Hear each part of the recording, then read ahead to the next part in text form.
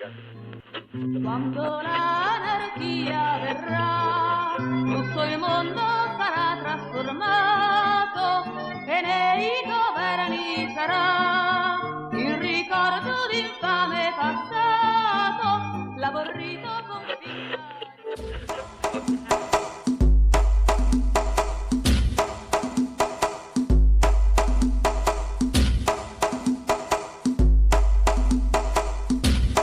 Motumbaxé, meu populacho abençoado. Quem fala com vocês aqui é o seu guerreirinho suburbano preferido, ou pelo menos um dos 10 mais queridos. E hoje, ele, Orlando Careiros, está aqui sozinho. Por isso que está falando na terceira pessoa. Pois a minha companheira de podcast, a nossa Dora Melade residente, Stephanie Borges, está tirando umas pequenas férias, merecidas férias, né? Tendo aquela existência que é um verdadeiro tapa na cara do proletariado cristão. Quase que não saiu isso. Olha só como que enrola a minha língua. Mas e são férias merecidas, pois a Stephanie estava tirando onda nas últimas semanas. Lançou seu livro, teve a tiragem esgotada lá na livraria Travessa, em Botafogo. Foi pra Flip, lançou o livro na Flip, participou, mediou uma mesa com a Grada Quilomba. Então, agora tá tirando umas pequenas férias em uma localidade desconhecida. Não vamos revelar pra vocês, mas vou deixar aquele recadinho. Alô, Stephanie, não esquece do meu presente, hein? Não esquece daquela lembrancinha. Então, hoje estamos aqui reunidos, eu e vocês, né, para aguardar a segunda parte da entrevista com o Luiz Antônio Simas, essa verdadeira aula que nós estamos tendo sobre macumbas e adjacências. E se você está curtindo essa entrevista, lembre-se que ela só foi possível porque nós dispunhamos de um pequeno cascalho para pagar uma cerveja para o sujeito e um estúdio, né, na zona sul da cidade. E esse cascalho, ele é fruto do apoio de nossas madrinhas e nossos padrinhos. Então, se você tem interesse, né, se você curte o nosso programa e tem interesse em nos ajudar, vai lá em www.padrim.com.br/benzina e vê se você tem lá alguma faixa de renda, uma faixa de apoio que seja confortável ao seu bolso, né? A gente sabe que não tá fácil para ninguém. E se o seu escorpião está sofrendo de inanição, né? Porque a gente sabe, já disse, não tá fácil para ninguém. O dinheiro não é a única forma de ajudar a gente, não. Eu vou pedir para vocês então falarem sobre a gente nas redes sociais, mandar o Benzina lá naquele áudio, naquele grupo da família, no grupo do trabalho. Então isso ajuda a gente pra caramba, pode não parecer, mas ajuda muito. Vamos lá, galera, vamos compartilhar aí o conteúdo independente. E é isso, sem mais delongas, antes que vocês continuem me ameaçando, vamos para a entrevista com Luiz Antônio Simas. Abraço!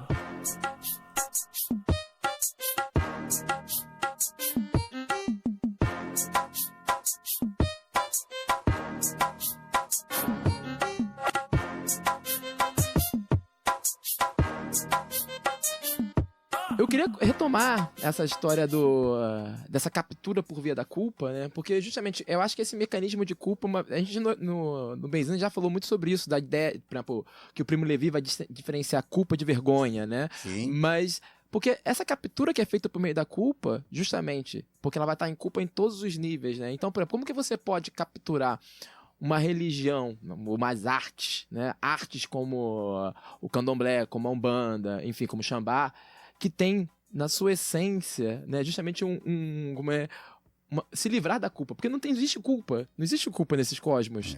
Não tem. Então é muito complicado. A rigor você trabalha com uma dimensão doida, porque você pensa, por exemplo, você imagina o sujeito, nós, que somos rasurados pela experiência da colonialidade o tempo todo mundo, né? Você imagina o seguinte, você tem São Paulo, por exemplo, os escritos paulinos, aquele negócio todo, né? Com a lógica de que mortifique seu corpo para salvar a sua alma, né? Você tem uma cultura do Santo Ofício da Inquisição em que o manual do Inquisidor dizia que você odeia o pecado, mas ama o pecador. Por isso a mortificação do corpo, o flagelo do corpo, para que a alma se liberte. Nesses saberes que a gente está dizendo aqui, né, é o inverso. Pelo contrário, o corpo é a possibilidade mais forte de você ter contato com o divino, com o extraordinário, né? Enquanto num caso você tem que se livrar do corpo para a experiência do sagrado, no outro caso, se você não tem o corpo, você não vai ter experiência nenhuma, né? Então você imagina o que é lidar com essa patologia colonial, né? Porque você tem o primeiro ataque que o colonialismo faz é o corpo. Sim. O corpo é o primeiro a ser atacado, né? Eu costumo dizer que são 4 ataques que você faz. O corpo visto como pecado, né? O corpo visto como arado, o corpo visto como um instrumento reprodutivo e o corpo visto como um instrumento de virilidade. É o corpo masculino adequado à virilidade, o feminino adequado à reprodução, o corpo escravizado adequado ao trabalho e todos os corpos que potencialmente pecam. Agora você pensa nesse troço, é uma encrenca, pô. Sim, porque a partir do momento que você demoniza o corpo, você fica tentando achar funções e tudo que escapa, né? No momento que eu falo, não, né? O Orlando gosta de falar dessa potência da recusa, que é uma que eu pratico bastante. Eu preferiria né? não. No momento em que eu digo não, né? Não vou compactuar com isso aqui, você cria um problema aí para certas pessoas, né? Que estão achando que você precisa agir Prefiro de não acordo com a fazer. norma. Já Isso. dizia. Mas esse que é o ponto, porque, por exemplo, quando você fala dessa potência do incapturável, outro dia, recentemente, nós gravamos com uma drag, a Dimitra Vulcana, e uma das coisas que eu toquei muito rápido no episódio foi, por exemplo, o Pajubá. A relação do Pajubá com o vocabulário dos terreiros não é coincidência, porque se você for para pensar, por exemplo, lá atrás, onde essas populações, né, iam parar? Que lugar que aceitava essas populações assim? Você lá fora, você é uma figura marginal. Você é uma travesti, você é uma trans. Aqui dentro, você pode ser um humorixá, você pode... Sumo sacerdote. Sim, você pode ser uma orixá. Seu Joãozinho da Gomeia era Arlete. Olha isso, não sabia disso. Seu Joãozinho da Gomeia foi um sujeito. Seu Joãozinho foi um sujeito que primeiro fez santo no Banto, Angola, né? No momento em que havia um discurso de pureza na Go. E ele faz santo em Angola. Seu Joãozinho da Gomeia dançou dança afro em público 2 anos antes da própria Mercedes Batista. Seu Joãozinho era vedete. O nome dele como vedete era Arlete. Né? Sensacional isso. Seu Joãozinho era um homem sacerdote no matriarcado, né? E assumidamente gay. Virou destaque de escola de samba. Desfilou no Império da Tijuca e no Império Serrano. Ao mesmo tempo virou cantor, porque ele grava uma porrada de disco e etc e tal. Aí faz uma opção de coisa, né? E um sumo sacerdote que fez mais de 5.000 pessoas. É isso que eu estou te dizendo. Onde é que a Arlete poderia atingir o sacerdócio, a sumidade, né, de Tata Londirá, que foi Joãozinho da Gomeia? Ali, pô. E isso é interessante, porque, por exemplo, muito se fala de uma maneira sobre a heteronormatividade da vida do populacho, a heteronormatividade do pobre, né? Inclusive, há um discurso muito racista sobre isso, da ideia de que a violência de gênero é maior nos subúrbios e tudo mais. Quando você vê estatisticamente, a coisa não é tão diferente assim. Óbvio. Mas é interessante, por exemplo, nesse universo dos terreiros, você tem... As pessoas...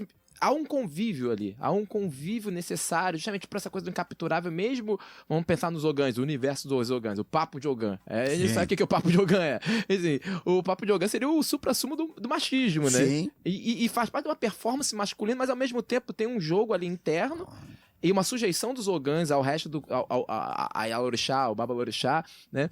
Que vai na contradireção dessa norma instituída, né? Do homem que possui, que manda. Sim, Peraí, claro. mas aí vamos lembrar que, né, foi o Oxum que dançou pra trazer algum de volta pra Sim, Forja. exatamente. Então, né, vamos lá. Exatamente. Mas olha só, aí a gente entra numa encrenca, porque os mitos iorubás, o Yorubá diz que é uma coisa que falam também os hindus no Bhagavad Gita, né? Que nada de novo vai acontecer sobre a Terra, porque tudo aconteceu no tempo do mito, né? Então é interessante, porque Oxum leva algum pra Forja, aí tem outros caminhos que acontecem uma coisa completamente diferente. E o que vocês estão falando tem uma coisa muito interessante. O Nina Rodrigues, racista pra cacete, ele ficava puto da vida com um detalhe. Ele falava isso, a fala dele é brilhante, ele tá certo. Só que ele não gostava disso. Ele falou, o colonialismo não venceu porque o colonizado conseguiu transformar a colonização em jogo. Exato. Então, a gente tá aqui E pra isso. a lógica é a do jogo. Sabe por que a lógica é do jogo? Porque você não vai derrotar o seu inimigo.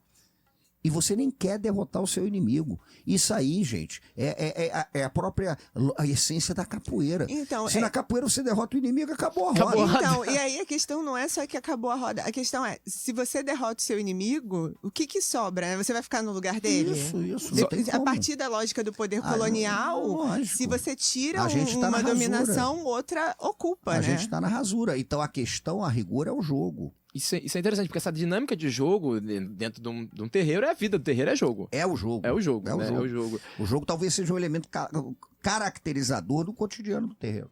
Isso é interessante porque essa ideia de que você, por exemplo, você não quer... As coisas viram um jogo porque é pensar, por exemplo, a ideia do inimigo nos mundos ameríndios, né? O inimigo, ele é o constituinte do ser. Você já pensou o tamanho sem o temiminó? É uma Exato. desgraça. Exato. Você precisa do outro para produzir a si mesmo. As guerras tupinambás eram isso. Você precisava do outro para se produzir. Você não queria aniquilar o outro. E você precisa de alguém que vá lhe comer, pô. Se Exato. ninguém te comer, você tá ferrado. Mas é exatamente Mas é. isso. Porque você tem que ter... O túmulo ideal era o estômago do inimigo. Do inimigo. Então isso é impressionante, porque justamente vai voltar essa ideia de que como isso foge, essa ideia de um jogo, foge até da ideia de que nós temos hoje em dia, que assola uma determinada parte da militância, né? Enfim, a ideia de que existe uma guerra que tem que ser aniquilada. Não, tem uma ideia de... Existem espaços, existem subversões Você quer possíveis. ver uma história? Posso contar aqui sem dar os maiores detalhes? Sim, E não que precisa tem entregar tudo o nome de tem ninguém. tudo a ver com o que vocês estão falando. Uma pessoa, né, de dinheiro, procurou o Salgueiro porque queria fazer um enredo, dar um presente para seu Zé Pilintra.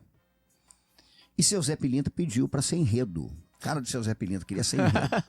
Exato. Aí o Salgueiro recebeu uma quantia bacana e fez um enredo. O carnavalesco, que não gostava muito dessas coisas de macumba e tal, fez o Ópera dos Malandros, Sim, sim. mas esse é o Zé Pilintra, né? E aí foi o samba escolhido, e o samba escolhido, que era aquele Laroê, mojo maché, salve o povo de fé, me dê licença. O final do samba dizia o seguinte: é que eu sou malandro, batuqueiro, cria lá do morro do Salgueiro, se não acredita, bate de frente pra ver, o couro vai comer. O samba era esse. O samba foi apresentado, o samba vencedor, a seu Zé. E seu Zé achou que era melhor trocar uma frase do samba. O seu Zé Pilintra. Samba pra ele, pô, eu vou trocar a Pois é. frase. É. Bate de frente pra ver. E a troca foi feita. Vem pro meu samba pra ver. Porque seu Zé disse o seguinte: o malandro não bate de frente. O malandro dá o jeito de levar o inimigo pro território dele. Né? Então o que era? Vai pro meu samba, virou meu samba pra ver. A versão original era bate de frente pra ver. Vem pro meu samba, que você vai ver. Né? É a questão do jogo, pô.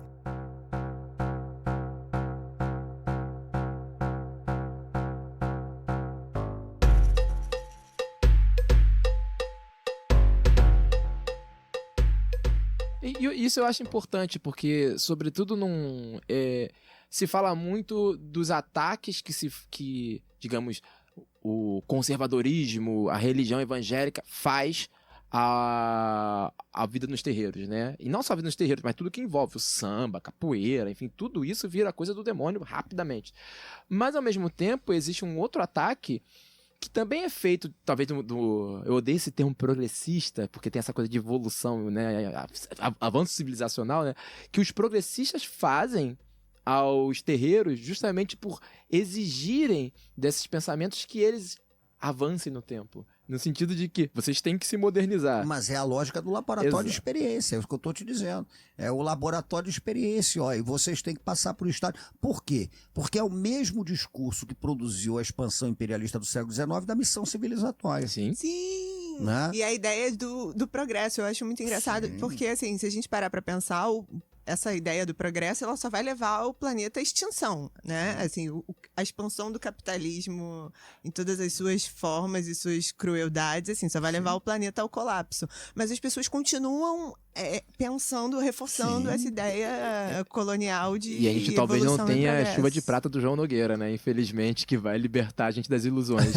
Mas é o discurso da civilização, da missão civilizatória. Né? Por quê? Porque você trabalha com a ideia de que o outro ele só vai crescer se ele for incorporado pelas instituições da normatividade, que são a democracia liberal, a história, a própria história, a escola, A tudo isso. academia. A academia, né? Agora, você diz o quê? Então você refuta a academia, refuta a escola, refuta... Não, gente, a gente tá falando de jogo. Na verdade, Sim, e eu são acho que espaços de jogo, pô. tornar esses espaços mais acolhedores para outras formas de pensamento, né? Mas aí a gente chega ao ponto, de novo, de dizer o seguinte: é a própria ideia da encruzilhada. Nossa, Né? exato. Porque a encruzilhada não é um espaço de aniquilação, ela é um espaço de convívio, pô, de fluxo. Você tem vários pensadores do Foucault, Deleuze, falando sobre a ideia de encontro, a ideia de Sim. devir, que são muito mais adequados ao que se passa, ao que essa ideia de jogo, de fato, né? Mas uma das coisas que você fala dessa adequação a esse pensamento, hoje em dia você tem essa ideia dessa adequação dessas artes, né, de matriz africana, a essa ideia, digamos, dessa sensibilidade liberal no que vai pregar uma ideia da sacralidade de todas as formas de vida, ponto. Por exemplo, que você automaticamente vai colocar, por exemplo, a arte que nós praticamos, né? Enfim, porque estamos falando aqui de duas pessoas com mão de faca. Para quem não sabe, são as pessoas responsáveis no terreiro pela imolação dos animais, enfim, que vai colocar aquilo que a gente faz automaticamente em estado de pecado. Sim. E nos comparar a torturadores, assim. Pecado, barbárie, né? Primitivismo, que é uma coisa que Crueldade. dizem, crueldade. Aí vem aqueles que dizem, não, mas eu gosto. Isso eu já cansei de ver. Você fala, não, eu adoro o candomblé, o omolocô, né? Mas o meu problema está com sacrifício e tal. Então você não adora, porque isso é um fundamento, caceta. Né? Fundamento. Porque tem duas questões aí. Essas críticas geralmente vão por dois processos. Um é epistemicida, Sim. porque as pessoas automaticamente ignoram. Porque aquilo é falso. Porque uma coisa as pessoas falam, não, todo mundo come carne. E assim, eu digo com uma sensibilidade de uma pessoa que tenta adotar a dieta vegana, sabe? Eu sou desses. Mas eu sei que o que eu pratico ali no barracão é uma outra coisa do que a minha escolha pessoal na minha vida, o que eu como meu alimento. Então, por exemplo, quando a gente chega e fala assim, o que se faz ali é fazer o axé circular, porque tem que dar aquele alimento para as entidades, e a gente também consome aqueles alimentos, mas a pessoa fala, mas vocês estão matando por uma mentira. Já ao mesmo tempo você já classifica aquilo que está acontecendo como uma mentira. Gente, ali. mas isso é racista, Exato. né? Lógico. E de novo é racista, e de novo é uma visão equivocada que trabalha com a ideia da fixidez. Por quê? Porque o axé, ele não é fixo nunca, né? O axé, ele precisa circular e ele precisa ser constantemente renovado. Porque nesses saberes há um detalhe que as pessoas às vezes ignoram. A morte, ela não é um conceito, ela é uma espiritualidade. É completamente distinto. Não é um conceito da fisiologia, eu vou ter um piripaco aqui, cai duro, meu coração parou, o pulso foi para cucu, eu morri. Né? Não é um conceito, é uma espiritualidade. Em sendo a morte uma espiritualidade, quem está biologicamente vivo pode estar mais morto do que aquele que biologicamente já morreu. Então você precisa o tempo todo fazer com que a vivacidade, tanto que as pessoas pensam como traduzir axé, né? Se axé seria potência e tal. Axé é axé, mas eu acho que o axé é muito próximo da ideia de vivacidade. Sim. Né? O axé é a vivacidade. E essa vivacidade, ela depende de renovação constante. E ela depende de fluxo, de novo, constante. E o fluxo vem através, inclusive, da oferenda. Né? Oferecer. Porra, eu quando mato o meu orixá, né? Você vai matar para algum, vou matar para Oxalá e não sei o que e tal. Porque Oxalá precisa comer. O orixá nem precisa comer, quem precisa comer sou eu. Sim. Então, quando eu mato para algum, quem está comendo não é algum. Eu estou comendo. Somos nós que precisamos comer. É a comunidade que precisa comer. Né? E eu acho que também isso é uma coisa importante da gente falar aqui, né? Porque a comunidade precisa comer, porque as pessoas também têm muito essa lógica individual, né? Que a pessoa fica muito horrorizada porque ela acha ruim e as outras pessoas não precisam fazer, né? Então a pessoa quer que os outros se pautem. Você quer ver uma coisa? Eu fui pela sua 4 lógica. vezes a Cuba. E basicamente por causa de macumba. Né? Cuba come, é um negócio impressionante. E alguns grandes babalaús, sacerdotes cubanos e tal, não sei o quê, pessoal da santeria, pessoal do Ifá e tal, diziam que no momento mais brabo do período especial de Cuba, né, momento em que o bloqueio insano ferrava Cuba e ao mesmo tempo o bloco socialista se desagrega e não sei o que e tal, a macumba teve uma importância fundamental. Inclusive porque nas cerimônias da macumba você comia duplamente.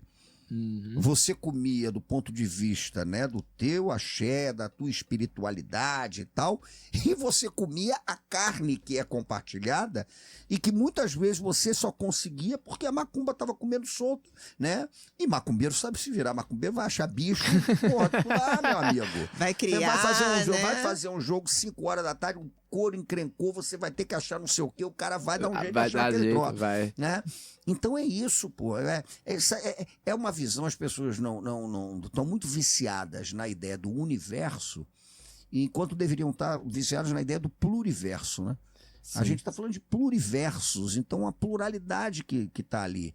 E isso é crucial, pô. Isso é a renovação do axé comunitário, a experiência da comunidade. Isso flui na comunidade, é fundamental, pô.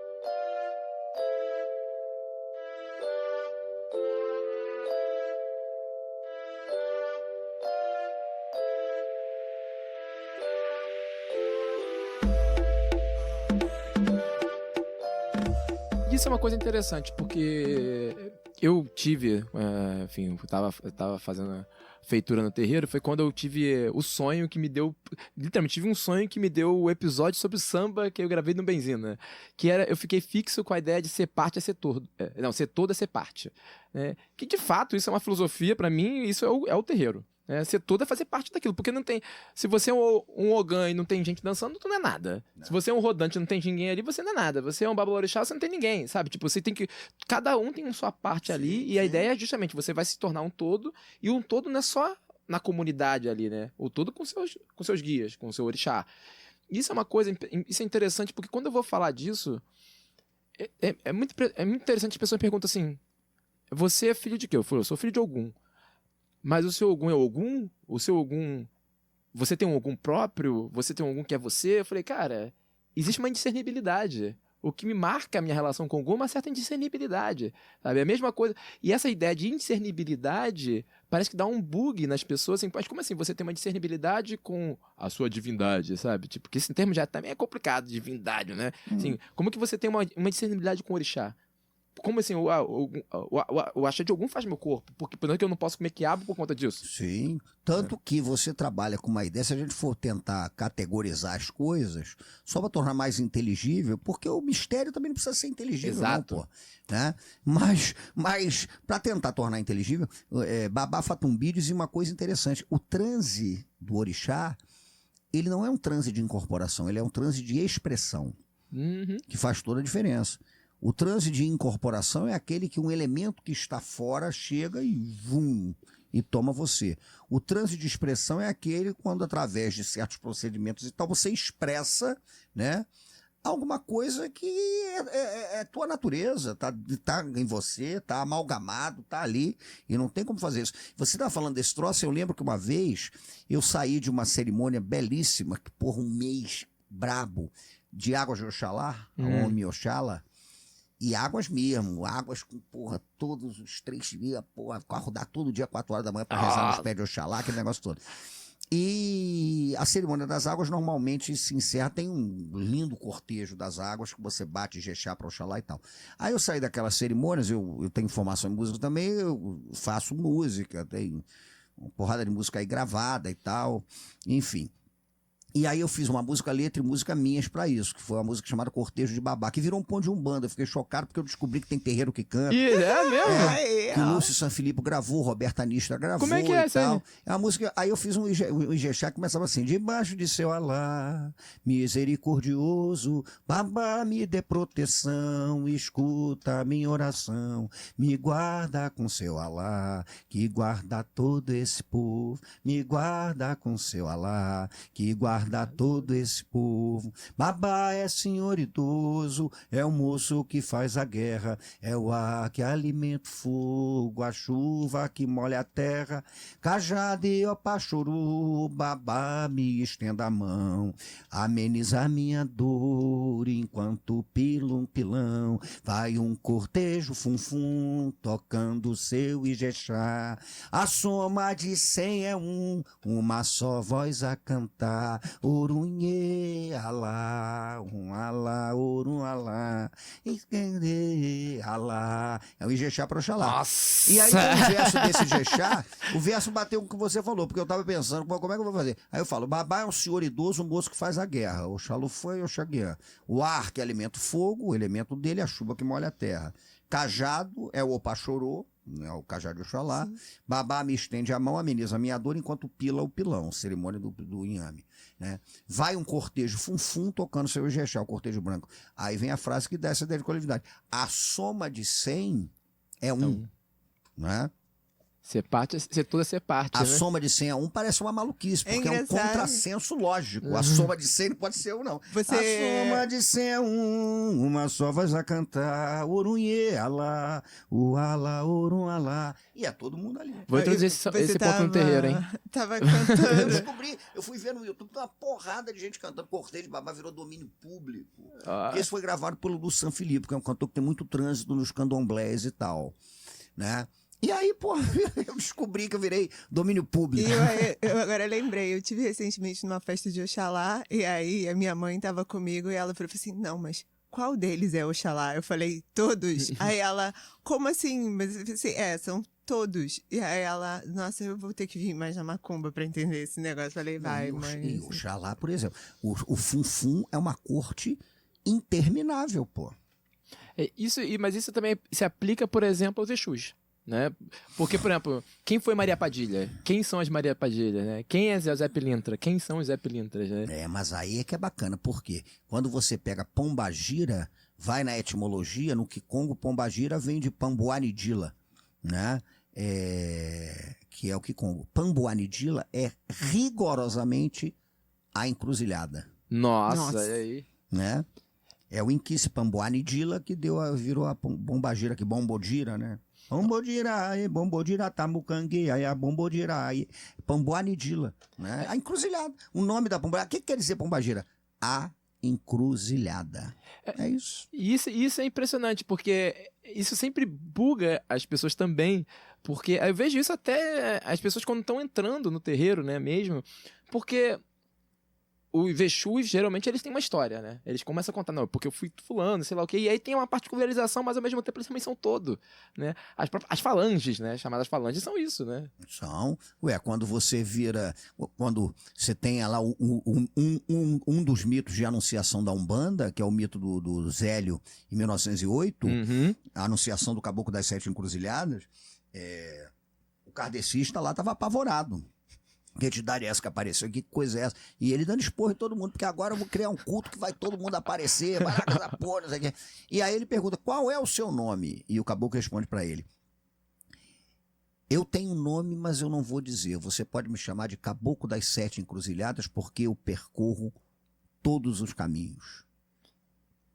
Não é isso. Eu acho muito engraçado você estar falando isso. Eu me lembrei de um texto seu no Pedrinhas que você fala do Exu, enfim, da poesia, da macumba. Sim. E assim, aí me vem à cabeça o Walt Whitman falando que é múltiplo, o Mário de Andrade falando que é múltiplo, enfim. É múltiplo. E como a poesia também se relaciona com isso, né? Assim, sim, não precisa imagina. De uma coisa fechada. Pô, você vê o Mário também falando da partilha do boi, aquilo ali é uma macumba tremenda que ele tá fazendo. Um pedaço, você deixa no... tem Macunaíma, várias referências a macumba. Macunaíma. Daí é o herói sem nenhum caráter, né? Nenhum caráter não é que seja mau caráter, é que não tem fixidez. Ele tá em tudo quanto é lugar. E é esse troço. Pô, quer ver uma coisa que as pessoas ficam impressionadas? O seu Zé Pilintra, por exemplo, é a entidade do catimbó. Sim. Um catimbozeiro, um mestre do catimbó. Você vai ver seu Zé trabalhando como mestre do catimbó, ele se veste de uma maneira. Você vai ver seu Zé malandro na linha da malandragem do Rio de Janeiro, ele tá de outra. Por quê? Porque ele é o fluxo, ele se adequa. Seu Zé não vai chegar, porra, numa esquina do Estácio, na Lapa, aquela coisa toda, aparecer descalço, com calça riada, pitando aquele cachimbinho de catimbozeiro. Não, né? O malandro é aquele que se adequa. O elemento da malandragem é a adequação. E tá aí. Dona Maria Padilha, por exemplo, viveu na Espanha. Sim. Né? É uma cigana espanhola, é tudo. É um negócio, pô, impressionante. E isso também parte uma coisa que são os furorroncó, né? Tipo, o pessoal que... Eu durante muito tempo, furorroncó, assim, na macumba tava indo. Mas o ponto furorroncó é que vai tudo quanto é festa. Vai tudo, sobretudo tem comida então, pô. Mas o ponto é, assim... Você chega na casa dos outros, e eu já tomei surra por conta disso, né? Surra de entidade por conta disso, até aprender, até virar gente mesmo. Você chega na casa dos outros, você tem uma coisa que eu sempre escutava. Cada casa é um caso. Porque, justamente, lá na minha casa se bate assim, tem essa ordem e tal. Obviamente que tem algumas coisas que tu pode até estranhar, né? Mas, enfim... Cara, aqui se bate pra Exu dessa maneira. Aqui se bate pra algum... Cada caso é um caso. Tá funcionando pra vocês? Beleza, não tem uma coisa normativa. Não é a missa, Exato. Né? Que é rezada. Você não tem igual. o césaropapismo. Não existe césaropapismo ali. Né? O César, o Papa, a regra. Cada casa vai se adequar. E você tem uma porrada de casa que vai se adequar a partir da fala da própria entidade, pô. Sim. Caso a entidade debaixo, bate um esporro em todo mundo e fala que agora vai ter que ser assim. Não. E agora pronto.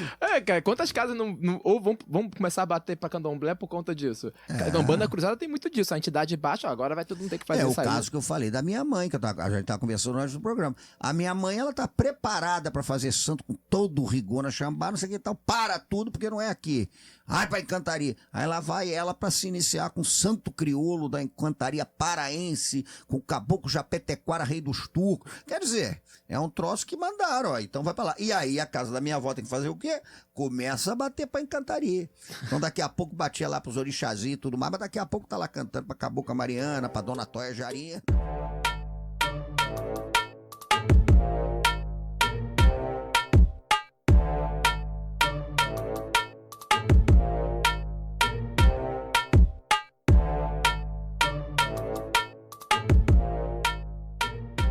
Aí a gente vai dar uma volta ao programa, né?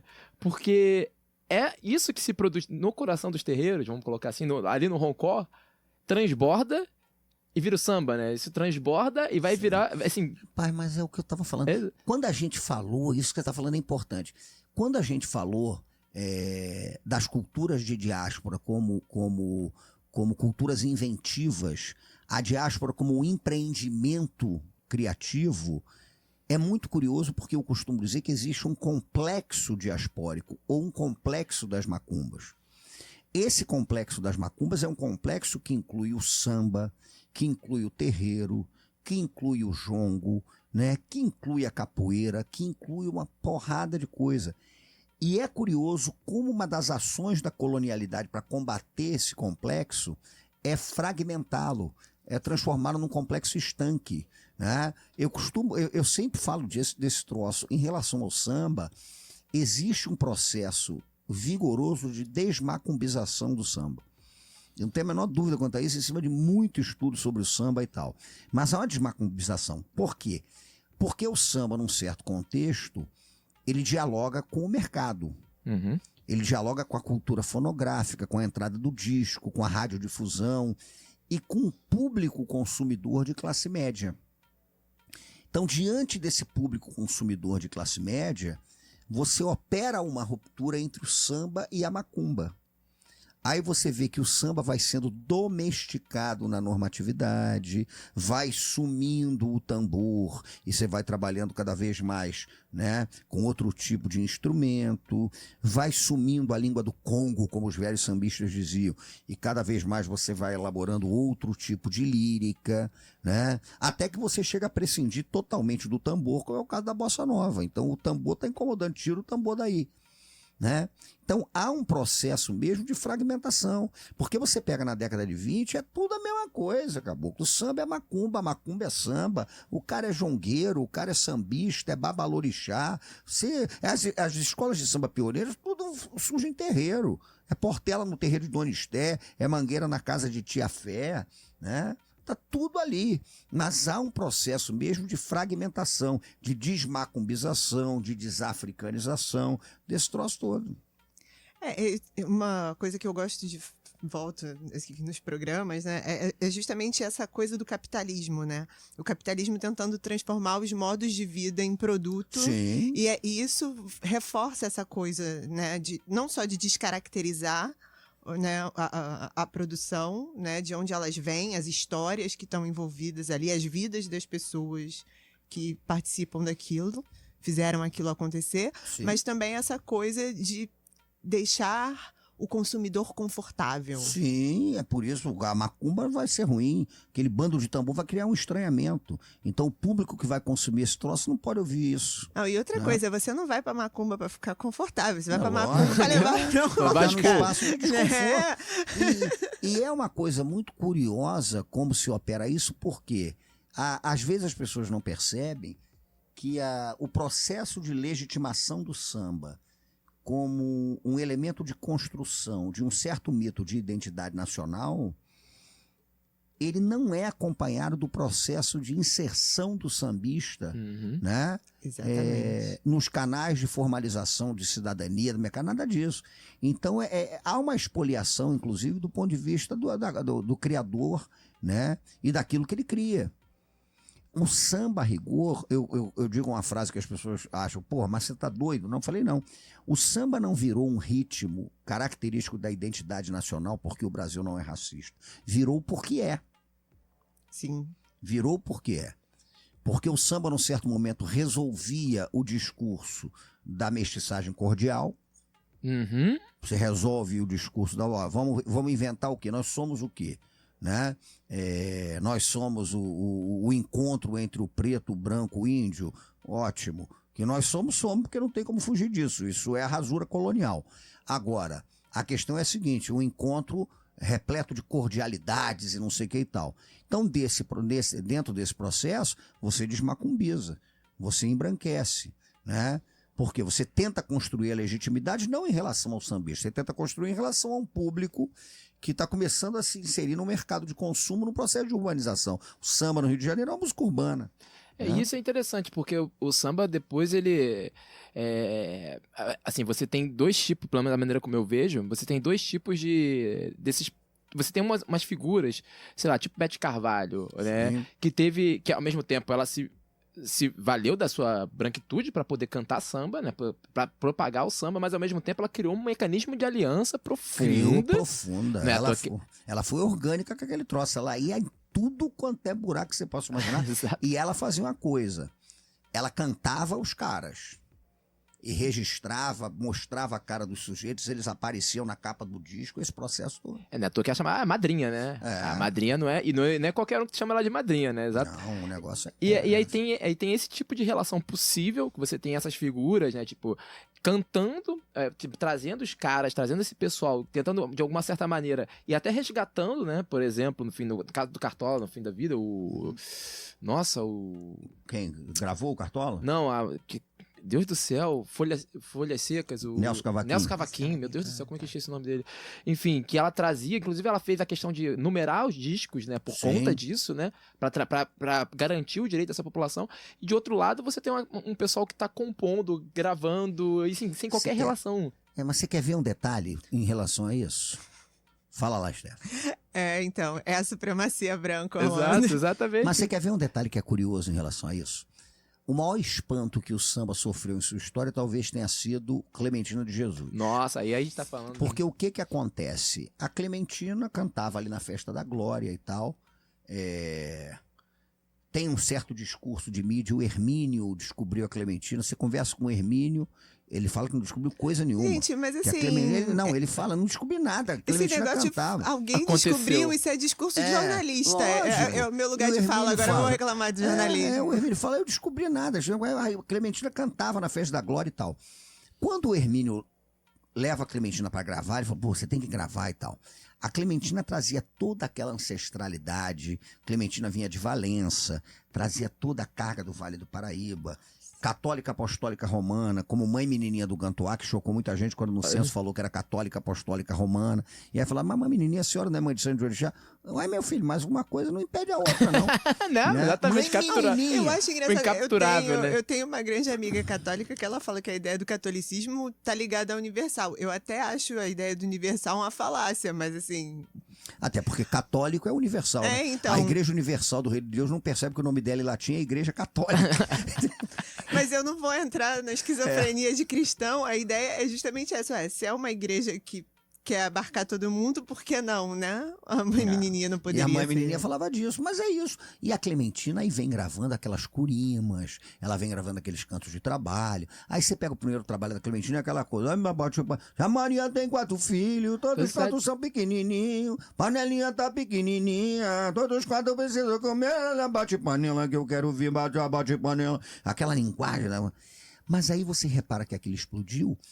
E aos poucos a Clementina foi sendo normatizada na indústria fonográfica.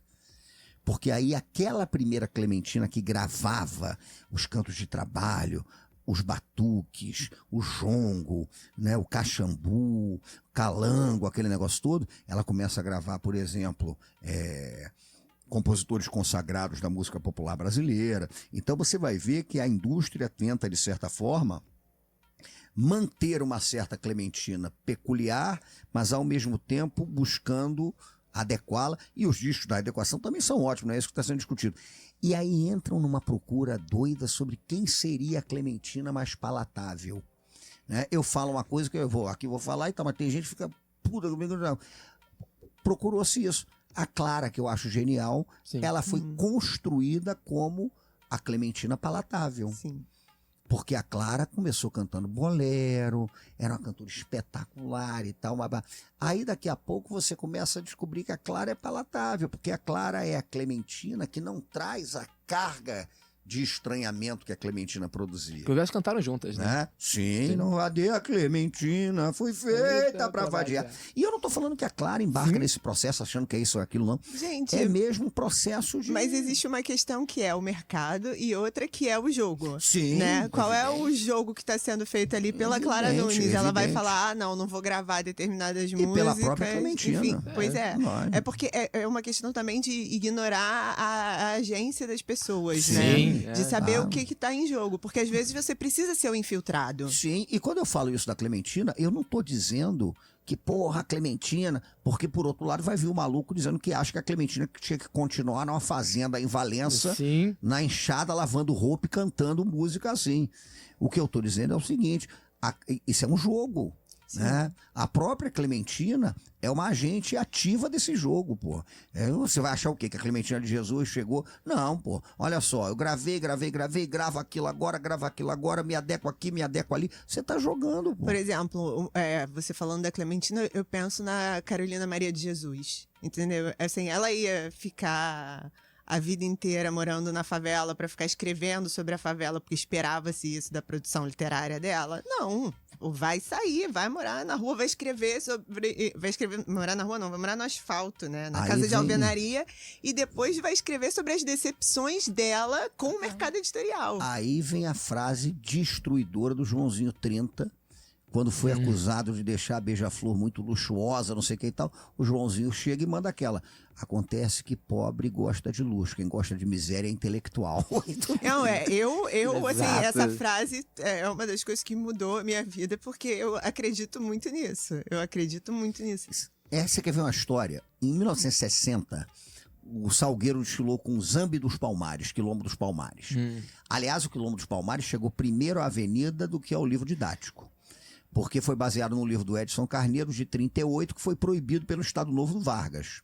O Edson Carneiro escreve Quilombo dos Palmares, o Vargas proíbe e tal. O Fernando Pamplona, quando vai pro Salgueiro, intelectual, escola de belas artes, o cacete A4, ele chega e diz, eu vou, mas eu quero fazer Quilombo. Né? E o Pamplona, depois eu cheguei a entrevistar o Pamplona e tal, o Pamplona chega e diz que, cheguei no Salgueiro com a ideia do cara que eu vou falar com os pretos do Morro do Salgueiro, uma história deles, do Quilombo dos Palmares e não sei o que e tal, vai ser um enredo assim, papapá. E ele achava aquilo bonito mesmo, e ele era um cara que admirava aquela coisa toda, e falou, pô, nós temos que fazer um enredo negro, não tem sentido o Salgueiro ficar desfilando com um enredo branquelo, o morro é preto pra dedéu, então vamos fazer um enredo preto. Eu quero fazer esse enredo preto. Aí ele chega e propõe Quilombo dos Palmares pro Salgueiro. É uma revolução. E o Pamplona contava que o que mudou a vida dele é que ele fez os desenhos. E aí um dia ele tinha terminado de desenhar tudo, apresentou os desenhos, os croquis de fantasia para a comunidade. Aí chega a turma do Calça Larga, a turma da comunidade, o Morro Salgueiro, o morro mais preto do Rio de Janeiro. Eles chegam pro Pamplona, aqueles pretos retintos salgueirenses, chegam pro Pamplona e dizem, seu Pamplona, bonito carnaval, quilombo, não sei o quê. Só que tem o seguinte, essa fantasia que o senhor fez aqui pra gente, que é isso aqui? Era fantasia de quilombola. E aí os caras viraram pro Pamplona e falaram, só, seu Pamplona, se vestir assim mal, a gente já se veste o ano inteiro. Aqui todo mundo sai de Luiz XV. Aí, porra, aí o que o Pamplona diz? Aquilo foi um choque pra ele. Mas eu né? acho maravilhoso, porque a minha mãe, que tá na Portela já há 6 anos, todo ano ela reclama que tá com pouco brilho. Não, Assim. mas falaram pro Pamplona. E aí falaram pro Pamplona esse troço. E ainda falaram. Aí o Pamplona fez, sabe o quê? Como o enredo é Quilombo dos Palmares e o Quilombo foi na capitania de Pernambuco, hoje Alagoas, ele meteu no enredo a corte do maracatu. Porque era a maneira que ele encontrou de agradar a comunidade e botou todo mundo pra desfilar como reis e rainhas do maracatu. Aí o Pamplona virou e falou: eu peguei aqueles pouco branco ali, botei todo mundo de quilombola, né? E a pretalhada do Morro do Salgueiro foi toda de corte do maracatu. Tanto que o samba terminar meio maracatu. Ele falou, porra, porque eu entendi que os caras... Eu cheguei ali com uma percepção completamente diferente do intelectual que chegou e ficou emocionado e viu aquilo. Vou revelar aos pretos o quilombo. O caralho... E ele falou que os caras viraram pra mim e falaram, ó, isso aqui não, porra. O senhor vai deixar assim que a gente vai desfilar? Nem pensar, porra. É o nosso momento de brilhar e a gente vai botar essa roupinha. Você vai me meter aqui com corrente, o cacete a quatro, e aqui vestido dessa maneira, não é que... E o Pamplona disse, e falaram pra mim, eu quero Luiz XV.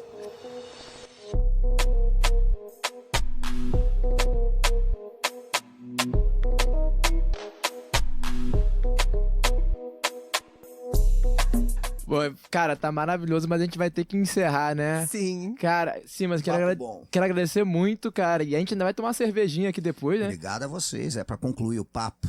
Pois, Tá então, bonito. quer deixar teu recado aí? Fala do teu podcast que tá vindo aí, que tá todo mundo esperando, cara. A gente vai, em breve, né? Vai surgir aí um podcast, né? E a gente vai falar um pouquinho sobre a cidade do Rio de Janeiro. Tem surpresas nesse podcast, convidados inesperados, aguardem, né? E eu vou anunciar nas redes e tal. E nesse segundo semestre estão previstos 3 livrinhos. Um deles chamado Corpo Encantado das Ruas, que vai aparecer aí. Um chamado Flecha do Tempo, que é um livro de ontologia e epistemologia, que eu estou fazendo com o Luiz Rufino. E o meu primeiro infantil com as histórias dos caboclos brasileiros para criançada. Esse aí, isso gente. é sensacional, cara. E você também tá no YouTube, né? Ah, tem um canal do YouTube, eu tô em tudo quanto é lugar, eu sou um pedreiro, onde você olhar eu estou, né? Tem um canalzinho que a gente tá criando muito precariamente, mas a gente vai dar uma incrementada boa no canal, porque tem uma galera aí querendo trabalhar em cima disso, né? E tamo aí, tamo na rua, tamo pedreiro. O trabalho chamou, a gente trabalha. Simas, muito obrigada. Eu é que agradeço a vocês. E eu vou aqui só aproveitar para finalizar. Acho que nunca essa frase foi tão adequada nesse programa, né? Lembrem-se, nunca foi sorte, sempre foi Exu. Laroie.